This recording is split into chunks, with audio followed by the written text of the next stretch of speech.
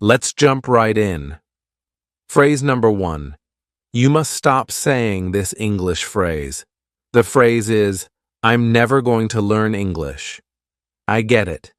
I understand that as you're on this English journey, you are going to have hard days, and I know that English is a challenging language to learn. I've seen thousands of students go through this very situation where they say this to themselves, I'm never going to learn English. I'm just not good enough. I keep trying, but I'm not improving. I'm just never going to learn English. You have to stop saying this to yourself. Why am I telling you to stop saying this? Stop saying this because it's not true. With time and dedication, anyone, listen closely, I am so passionate about this. Anyone can learn English and improve their language skills. It doesn't matter how old you are. It doesn't matter where you live. It doesn't matter what your current situation is. You can learn English. So, my friend, the first thing I need you to stop saying is, I'm never going to learn English. Don't say this ever again. Number 2. The second thing I need you to stop saying and to never say is, my English is so terrible. I've heard students say this over and over again, and I've watched how detrimental it is to them. I've watched the words literally come out of their mouth, and their confidence go down with it. They're literally having a conversation, and they'll say, my English is so terrible. Their shoulders start to drop. Their head starts to go low. They start to look insecure. My English is so terrible. Stop saying this. Why? Stop saying this because negative talk can lower your confidence and make it harder to improve. Believe in yourself. The same student that I was encouraging, now encouraging another student, listen. When you stop saying this phrase, your confidence will go up and your English will improve.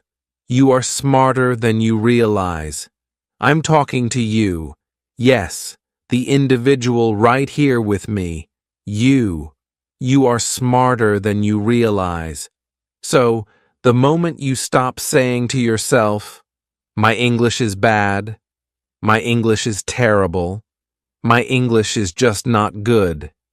The moment you stop saying that is the moment your English will start improving, because you're telling yourself, wait a minute, wait a minute, wait a minute. I can do better. My English is not bad. Stop telling yourself, stop saying to yourself that your English is terrible. Number 3. The third thing I need you to stop saying right now is, I'll never be able to understand native speakers. I've heard this thousands of times. I'll never be able to understand native speakers. Now, this comes from watching television, watching movies, listening to podcasts, and missing a few words, missing an expression, missing a colloquialism, a slang term, or missing the pacing. Let me ask you this question right now. Do you know where I'm from? It's okay. You can answer. Do you know where I'm from? That's right. I'm from America. Do you know what my mother tongue, my first language is? You got it. English. That makes me what? A native speaker. And you are understanding me. Come on. I need you to realize what I'm realizing about you.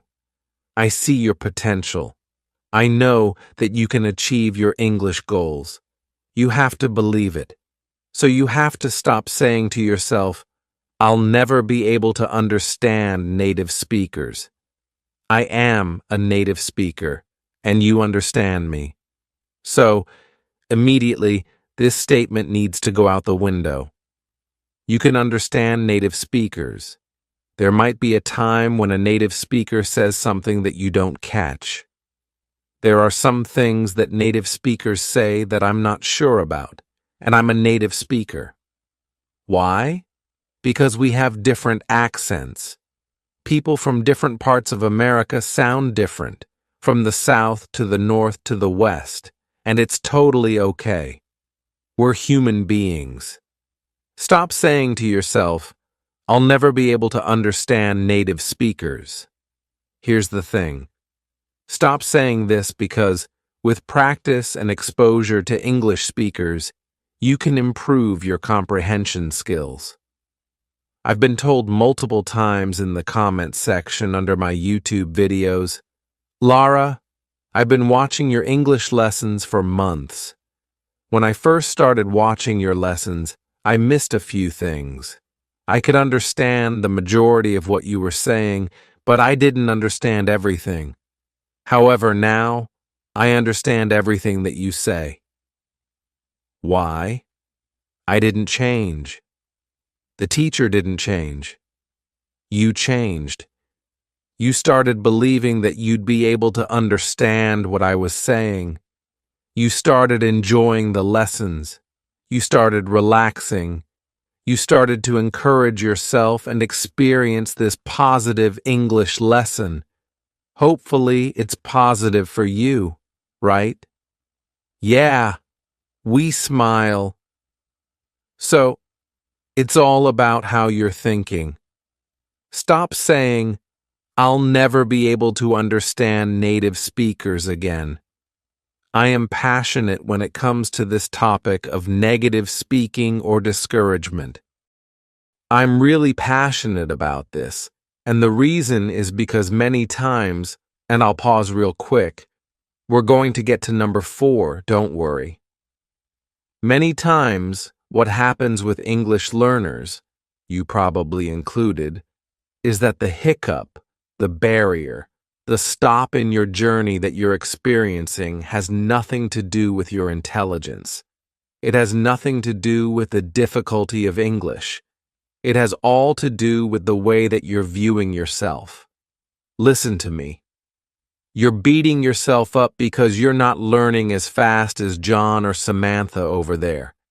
You're frustrated because you don't think you speak like a native speaker just yet.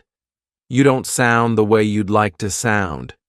You make mistakes and you get upset with yourself. It's all about how you're feeling about yourself.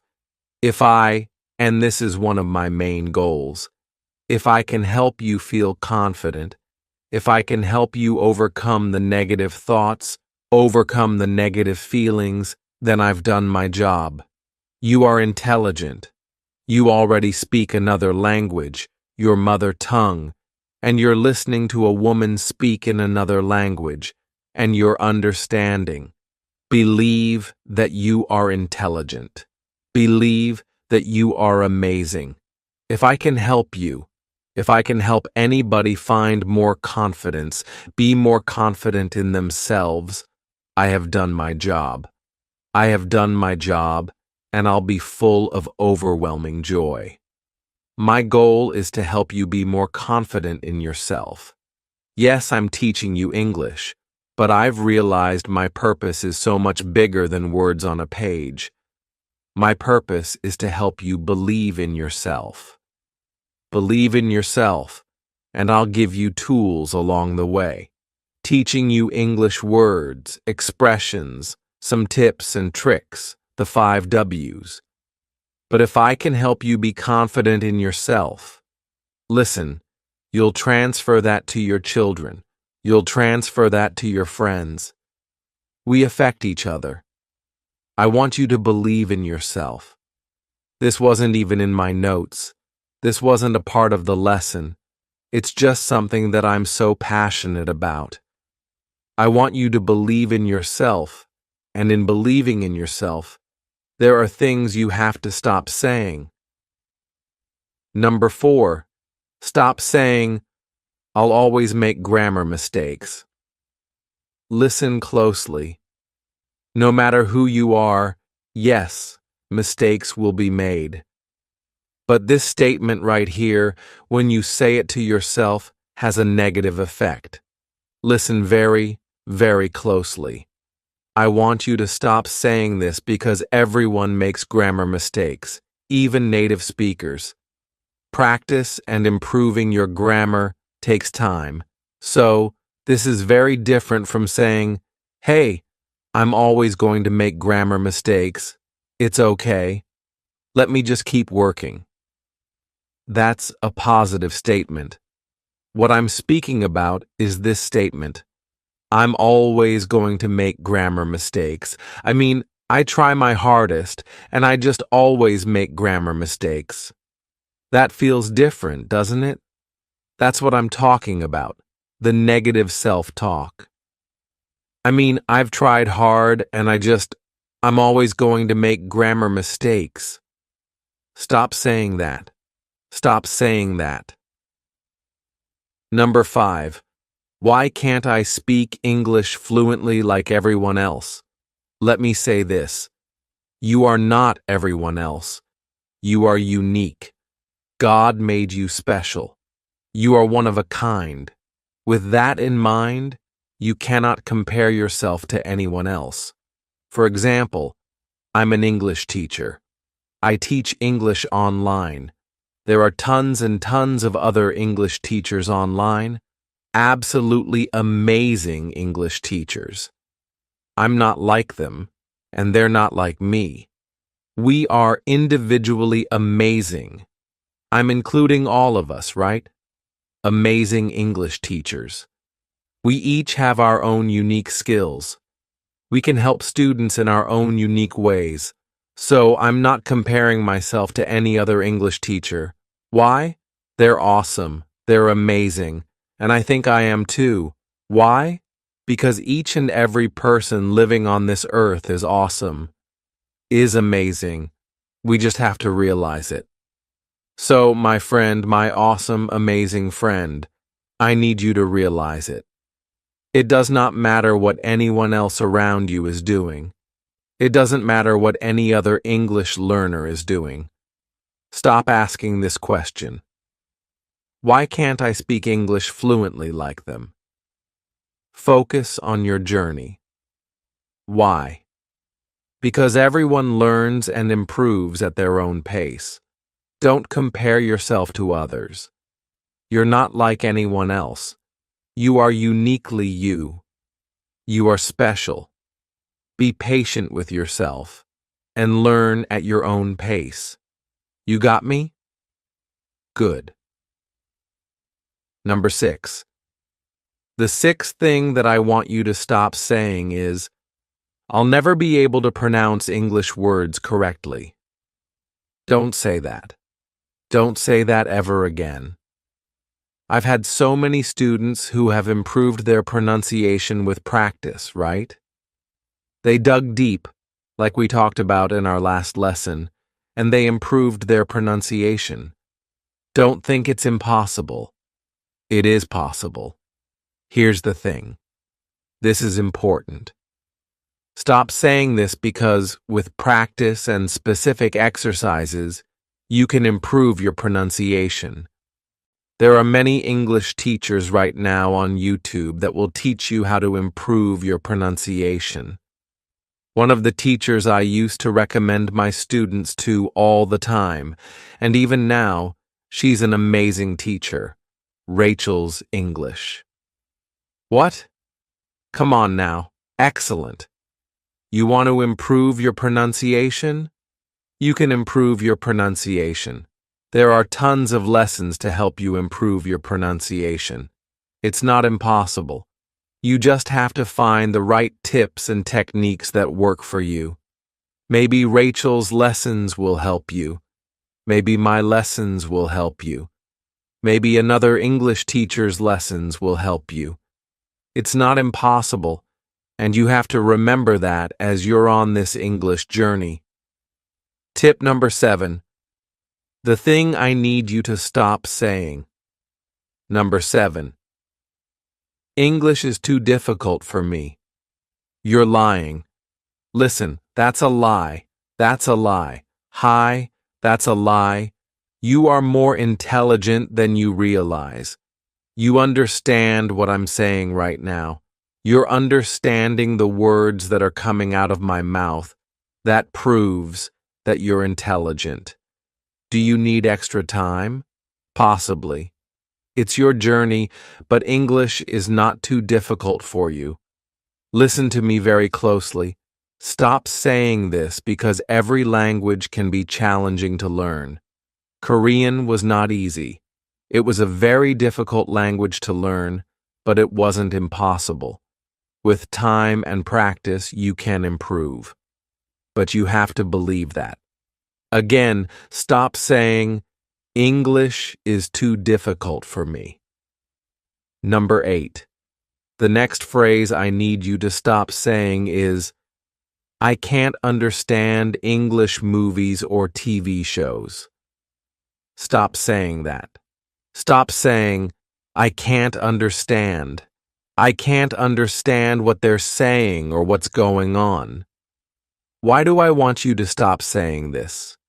With consistent practice, you can improve your listening skills and increase your comprehension of English media. Listen, when I first started studying Korean, I was level 1. I was learning the basics, but every day in the background, I would play Korean dramas, Korean news programs, Korean cooking shows. I didn't know what they were talking about. I was a beginner. 99% of the show I was like, don't know that word, don't know that word.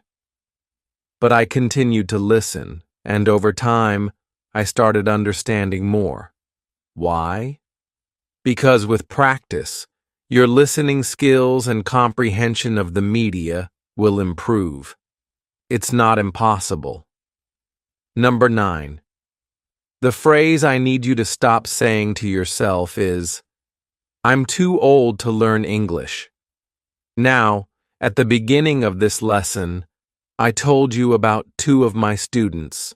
One is 75, one is 65.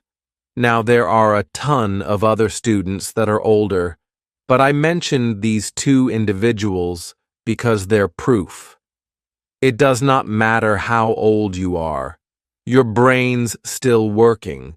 You can still speak, can't you? Then you're never too old to learn. You're never too old to learn. Check this out. Stop saying this because age is not a barrier to learning a new language. Like, you're 85 now. You're done. Number age is not a barrier to learning a new language.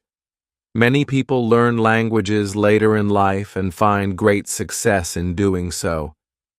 You're never too old to learn. Stop saying this. The very first thing you must stop saying is, my English is bad. And you're probably smiling or shaking your head because you've said this before. Oh, I'm sorry. My English is bad. Why do you need to stop saying this? Here's the reason why. You must stop saying this. When you say, my English is bad, this phrase undermines your confidence and also discourages conversation. What do you mean? Let me explain it more. The moment you say, my English is bad, your brain says, okay, well, we're not going to work hard. We're not going to work hard. If you already believe that your English is bad, why is your brain going to work overtime to help you find the words or expressions in your brain's database? It actually decreases your confidence in yourself. When you say, my English is bad, you're not believing in yourself. Remember, I tell you all the time, I believe in you, but you have to believe in yourself. The second thing is, it also discourages conversation. If you start off the conversation by saying, my English is bad, well, the person listening will say, okay, well, We're not going to have a good conversation because you don't have the ability to express yourself in this language. So, a part of their listening suddenly turns off. Oh, well, this person can't speak English, so I'll just kind of listen, kind of, and then I'll keep walking. Don't say, my English is bad. Listen, I'm trying to help you improve your English this year. I want you to be able to speak English fluently, but you must stop saying, my English is bad. So, what's the alternative? What should you say? This is what I want you to say. I'm still learning English, so please bear with me. Oh, I love this one. Hey, I'm still learning English, so please just bear with me. In other words, hey, I'm still on my journey. I'm still on my journey to speak English fluently. Would you mind just being patient with me? I guarantee the response is going to be much different from, oh, my English is bad. Okay, well, turn off my ears, but I'm on my English journey. Would you be patient? Sure, I'm going to open my ears even more, pay attention even more.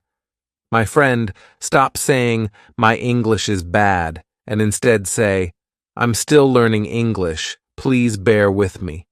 You got it? Yeah. Listen, write this down. This is going to help you this year. Let's move on to the second thing I need you to stop saying this year. The second thing is this. It's too difficult. It's too difficult. Stop saying this. When you say it's too difficult, once again you're telling your brain, turn off. I don't need you. I don't need your effort because this is too hard. It's too difficult. English, I can't do it. Why do I want you to stop saying this? Here's the main reason. When you say this, it can discourage others and limit personal growth. Listen closely. It can discourage others and also limit your personal growth. What do I mean? What I'm saying is, as human beings, we affect each other. So, the moment you say, it's too difficult, the person listening to you, another English learner, maybe you were their goal.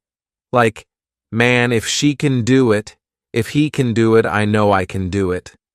The moment you say, it's too difficult, all of a sudden they think, well, if it's too difficult for them, I know I can't do it.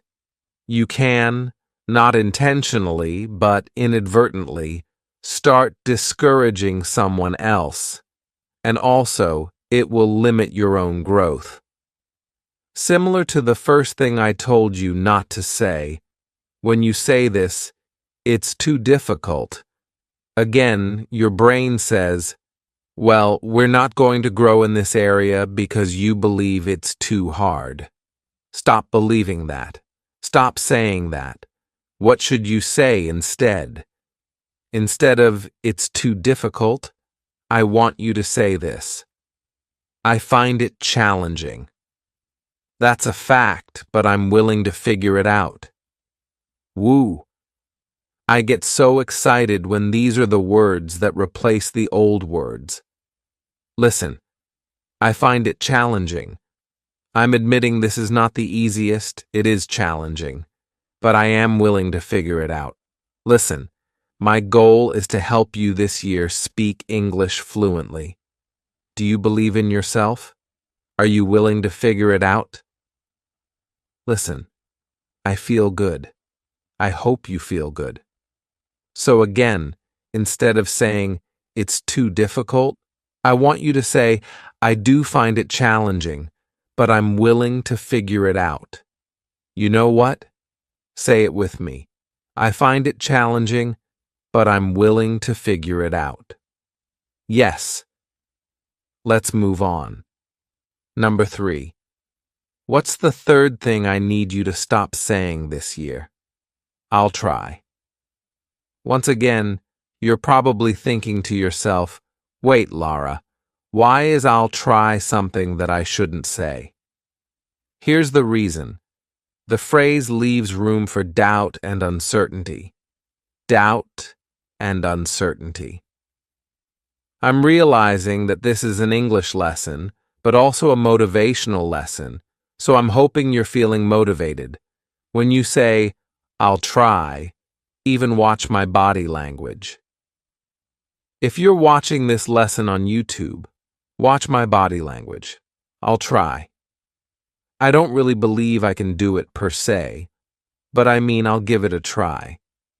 There's this measure of doubt, this measure of uncertainty, like, I don't really 100% believe that I can do it, but I'll try. So what do I want you to say instead of, "I'll try"? This is what I want you to say. I will do my best. Such a different phrase. I'll try. Not sure if it's going to happen, but I mean I'll try, versus I will do my best. I'll give it my all. I'll give 110%. Listen, as your English teacher, and I'm sure, or I hope you guys can feel this, I hope you realize how passionate I am about helping you achieve your goal this year. I'm not trying, I'm doing my best. I'm giving 110%. Why? Because I believe in you. I am giving my best. I'm not just, I'm trying to record a video. No, when I get in front of this camera, when I get on this microphone, I am here for you, giving my all. My friend, I need you to do the same thing when it comes to your English. Don't try. Give your best.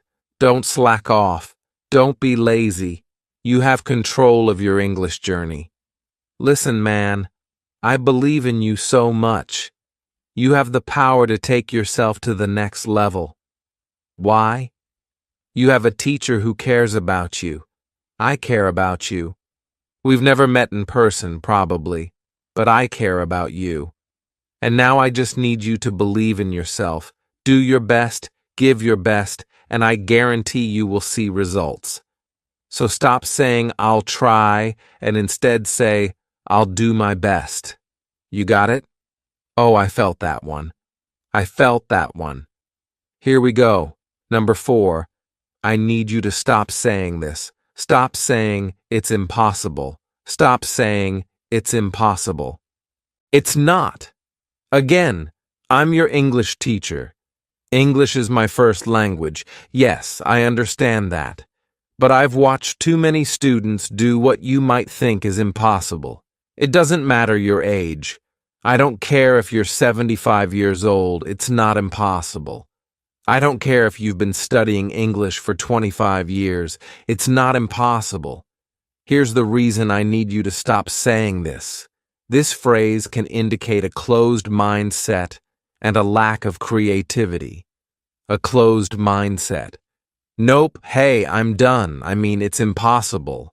It's impossible for me to speak English fluently. Why am I trying? That's a closed mindset, and it also shows a lack of creativity. You see, here's the truth of the matter. As human beings, we all learn differently. We each have a different learning style. Some people are visual, some people need to hear things, auditory. Some people simply need a book and they can read it and boom, they get it. But just because what you've been doing now hasn't worked, it doesn't mean it's impossible. You just need to get creative and find another way of studying. My goal as an English teacher is to hopefully provide you with various methods, different ways of studying English that are more enjoyable, that are creative, to help you move forward along your journey to speaking English fluently. So stop saying, "It's impossible." Instead, woo. Here's the alternative. It seems challenging. You want to acknowledge, yes, I mean, it's a fact. It seems challenging, but let me look for possible solutions. Listen, I've been studying English for 15 years. I'm not going to lie to you, it's challenging, but I'm willing to look for possible solutions. There has to be another way to do what I'm doing. People are speaking English fluently. There's a way to get moving, to move forward on my journey. I'm willing to look for possible solutions. Man, I can't wait for the day when I can meet you in person and see all of the changes, all of the improvements witnessed in person, your English-speaking ability when you stop saying, "It's impossible," and start saying, "Hey, it's challenging, yes, but I'm looking and willing to look for possible solutions." What's that called? Confidence, baby. You can have confidence as a beginner, as an intermediate, and as an advanced English learner. Listen, believe in yourself wherever you are on your journey. It's challenging, but I'm willing to look for some possible solutions. You better say it. Be confident in yourself. Here we go. Number 5. The fifth thing I need you to stop saying is, "I don't need help. I'm good. I can do it on my own." I don't need help. Let me say this, it wasn't even planned, not in my notes at all. But when you say, "I don't need help," you are limiting yourself in so many ways. I'm your English teacher, and I'm going to be very transparent with you. I'm going to be very honest. I'm building this community, right? We have this YouTube family, a YouTube community. I have my academy with my family of students, who are called my family. Again, you can join the academy if you like. The link's in the description. But the purpose of what I'm saying right now is, in the community, among the family members, the students that I teach, there's a select group of student leaders, and you guys know who you are. I have student leaders, and they help manage our family. I am one person. I have a huge goal to help 1 billion English learners. I cannot do it alone. I need help. So the student leaders step up and say, "Lara, we got you. We're with you. We're with you on this mission to help 1 billion English learners."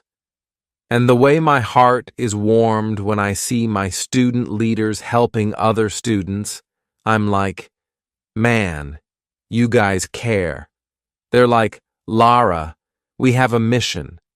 We're trying to help 1 billion English learners." I needed help, and I still need their help today. I can't do it alone. So if me, as your English teacher, if I can't do it alone, I need you to stop saying that you don't need help. We're human beings, and together we work better.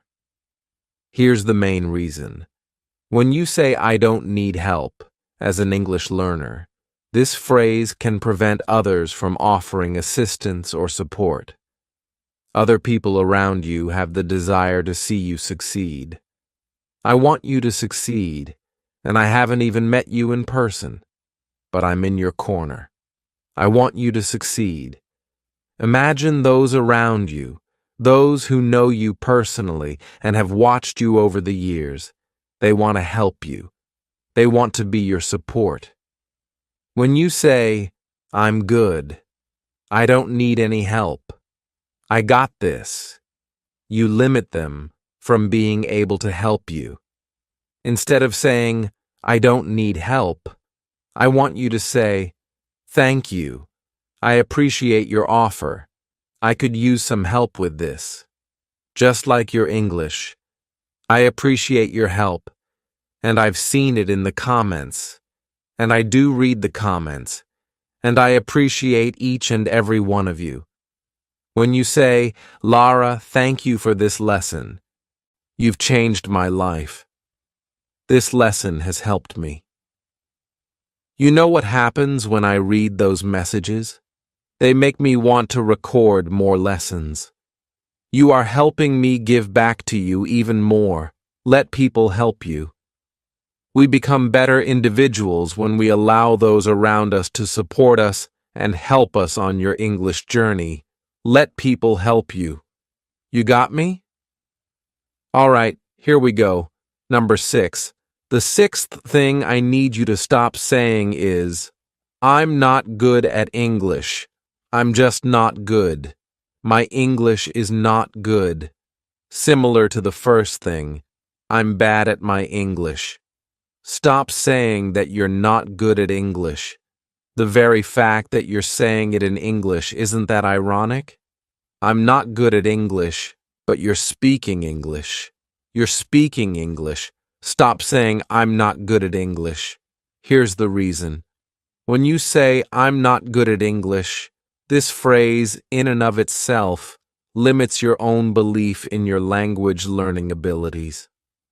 Remember, I keep harping on this point. I keep emphasizing this point. I keep saying this over and over again. I'm known to some as a teacher and others as a believer in you, but you have to believe in yourself. Stop saying, I'm not good at English. Instead, here's the alternative. I want you to say, I'm still developing my language skills, but I'm determined to improve. Man, if I have a student that says that to me, you're talking about the smile that'll come on my face. Why? Because this is a sign of confidence.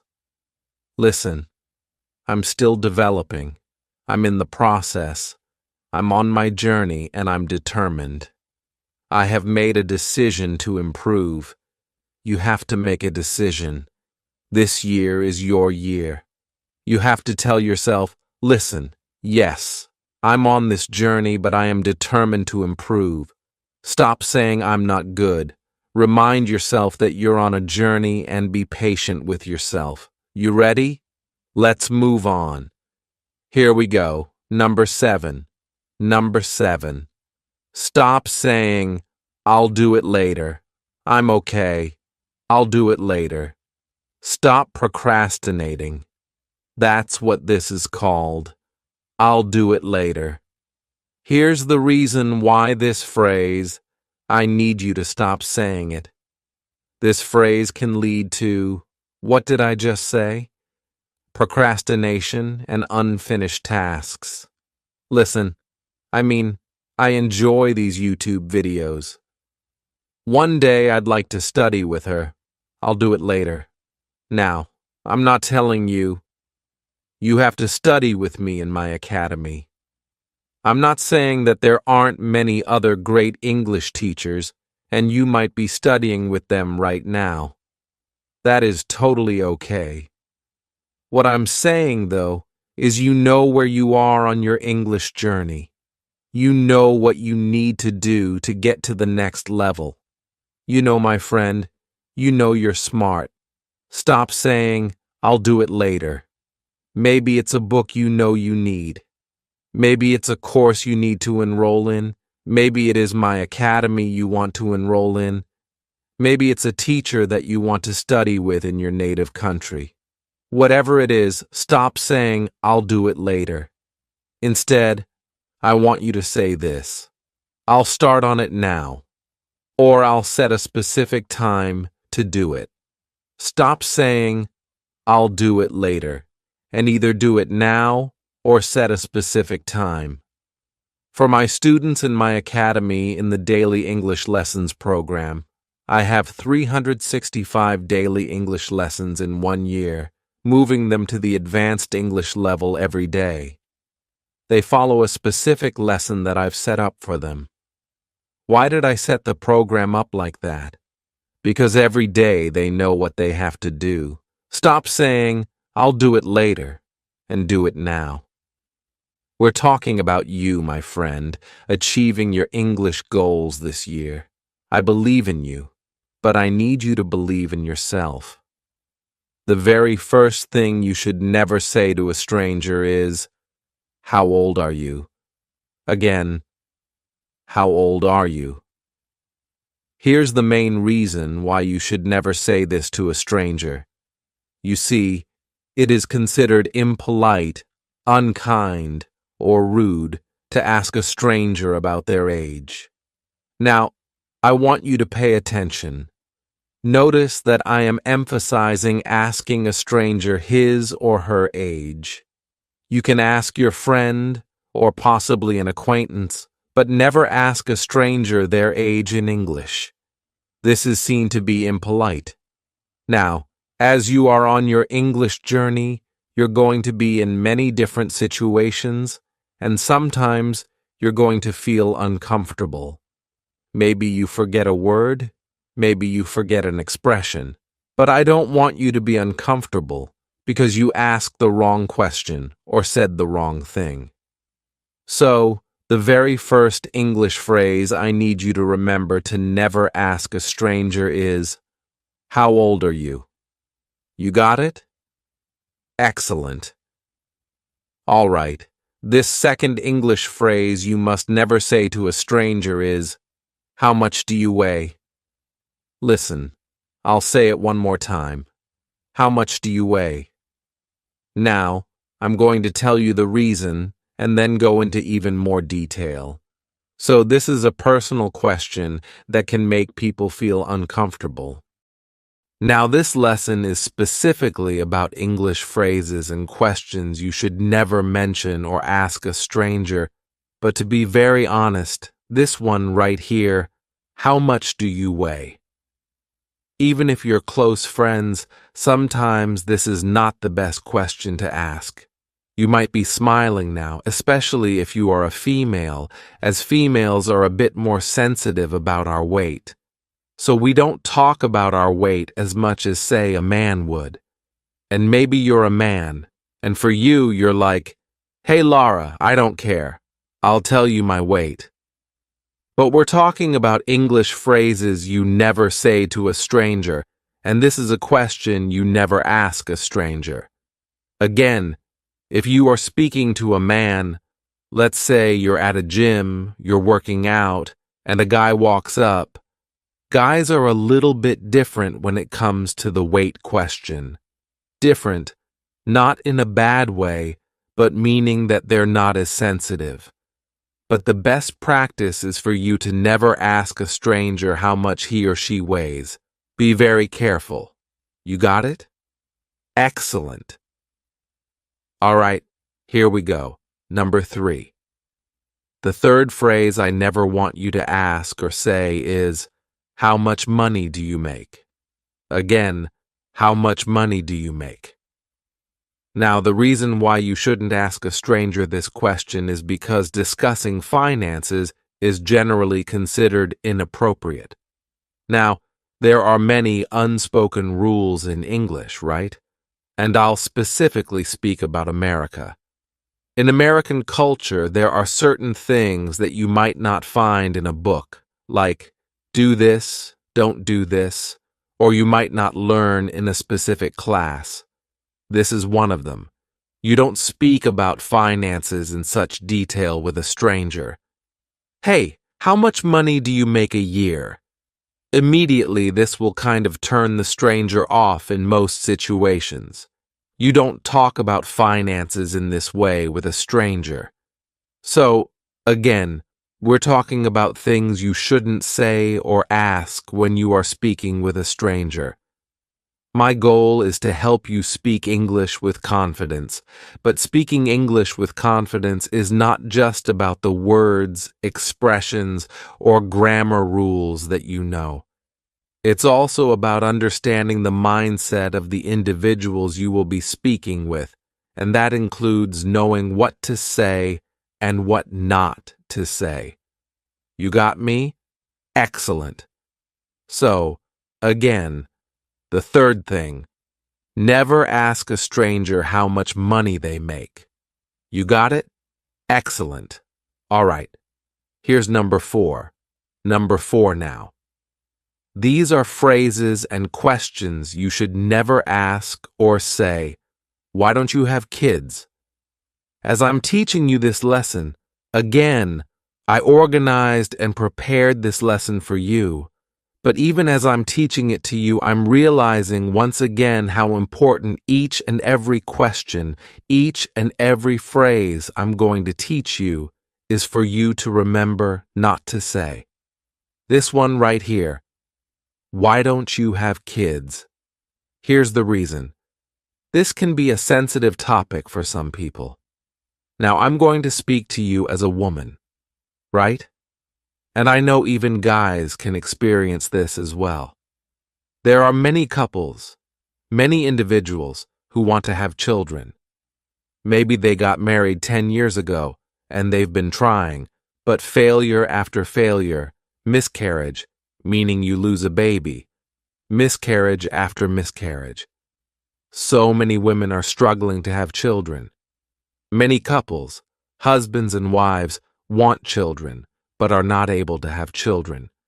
So if you, again, innocently ask them, "Hey, why don't you have kids?" How do you think they'll feel?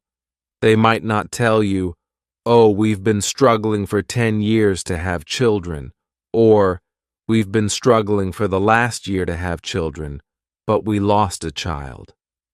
I'm not going to go into detail, but you asking that question can be considered insensitive in American culture. Now, when I lived overseas, this was not the case, right? People would ask you all the time, "Hey, why don't you have kids?" They'd ask me if I wasn't married, or they'd ask other couples. But again, being American, that question would always kind of catch me off guard. Why? Because in American culture, we are very sensitive. We understand that people have been through things, and it's not saying that people in your culture are not sensitive. It's just that we are from different backgrounds, right? That's the beauty of the world, right? Globalization. We learn from each other, right? We learn how we think differently, right? So I want you to please keep this in mind. Never ask a stranger why they don't have kids. I literally have friends who have experienced the loss of a child, or who have experienced years of trying, so be very careful. Don't ask this question.